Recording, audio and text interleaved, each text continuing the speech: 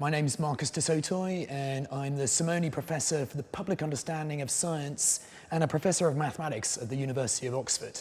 My last book was called What We Cannot Know, and it tries to explore what science may not be able to answer. Are there any questions about the universe that we may never be able to know the answer to? But I was interested to see, actually, maybe there are questions that will be beyond science to know. I mean, it would be kind of very anti-Copernican if the universe was set up such that humans could understand it all. I mean, Copernicus showed us we're not at the center of the universe, so why would we be at the center of the kind of knowledge of the universe? I think living with the unknown is a very tricky thing, especially for me as a scientist, actually, because on the one side, you know, I spend my life trying to unlock the mysteries of numbers, of mathematics, and so it's important for me to know.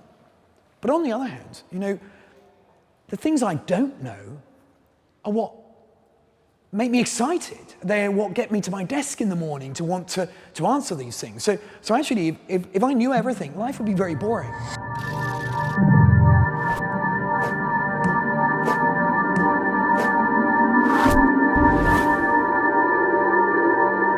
One of the questions that I think humans may never be able to answer is the question about whether our universe is infinite or not.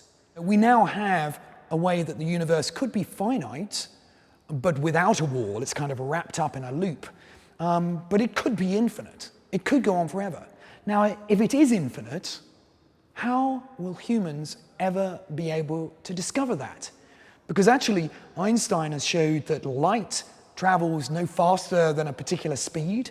So we've only had a finite amount of the space that we can see at any point in time.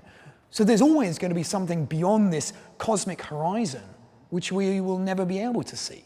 But I think we have to be very careful saying we'll never be able to know this, because how do you know what's going to be around the corner? Some new insight, some new piece of technology.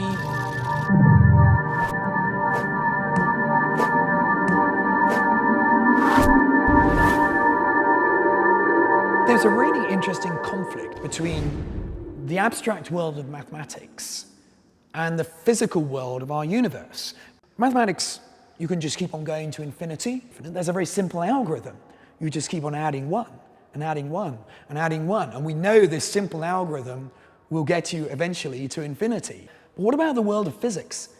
You know, can that go off to infinity? Or actually must you sort of come back to the beginning again? So there's a real, I think we don't know, actually, in physics, whether infinity can physically exist. In mathematics, I can keep on halving something. You know, half, a quarter, an eighth, a 16th, and there's no limit to how small I can go. But physics says you can't do that. That actually, if you try to keep on dividing matter, eventually you get down to something that we call the Planck constant. So this is actually the smallest unit of space, and we can't make anything smaller than that. So physics says you can't make something infinitely small, whilst mathematics says, well, I can. So there's a kind of conflict there.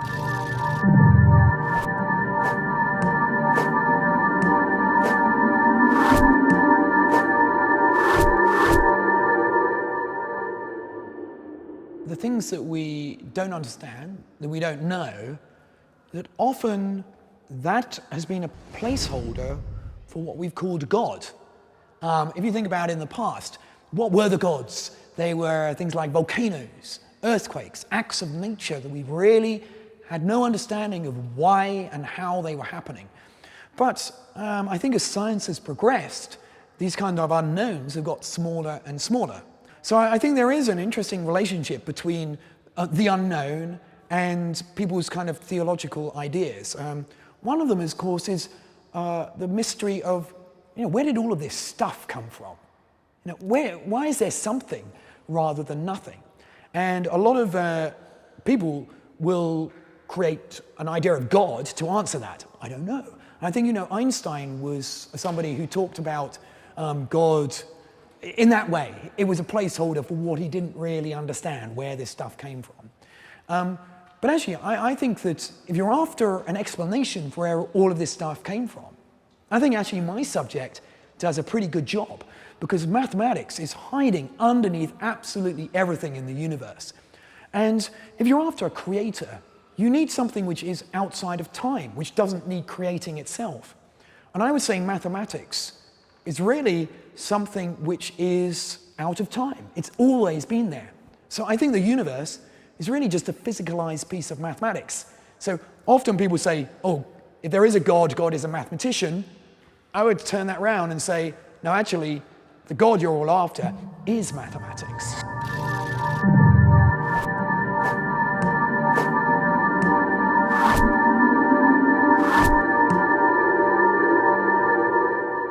A lot of people kind of wrestle with this dilemma about whether is mathematics created by humans or did it always exist? I believe that mathematics is there regardless of whether humans evolved or not. So, you know, the fact that 17 is a prime number is not an invention or creation of the human mind. It's just a property of 17 things that you can't arrange them in a nice rectangle. So, on the one side, I think that mathematics is a Platonic thing which exists outside of humans.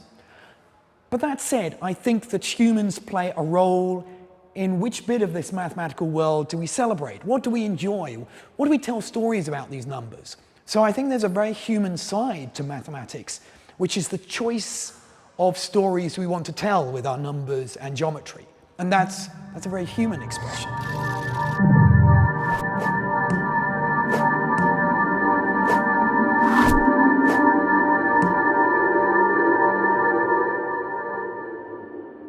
One author that has always inspired me as a mathematician is Borges. Borges writes these beautiful short stories.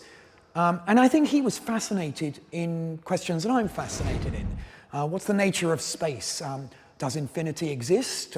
The idea of paradox. The Library of Babel is really trying to ask the question about what is the shape of our universe? He calls it the library, but the library is just another name for our universe. And he's interested, does the library go on forever? Is it infinite? Or if it isn't infinite, are there walls and what's behind the walls? But at the end of that short story, he comes up with a solution that we've come up with as mathematicians and physicists, that the library actually isn't infinite, it's finite, but looped. So if you go off in one direction down a corridor, eventually you come back to the beginning again. Borges' library, of course, is full of books. The library contains every book that is possible. Now that's amazing, because you say, well, you know, it's got all the books in Spanish, it's got my book, it's the books I've got, the books I'm going to write, the books I have written. So you might say, wow, that library has got everything. But actually, if you think about it a little more, that library has got nothing. It's got nothing in it, because what's important about the library here in Barcelona or my library in Oxford is that human beings have made a choice about which of those books are worth reading, are worth writing. But I think the interesting thing for me about Borges is it requires an author to make a choice, not to just say everything's possible. You want an author to make a decision about this is the one that's worth reading. You know, are we actually building a kind of Library of Babel where we've really just got so much, we've got so many things on the internet, but actually we haven't got anything because you need a curator to help you through this library. Possibilities open up. That sounds amazing, but actually if there are too many possibilities, we end up just with a lot of noise, and it's hard to hear anything.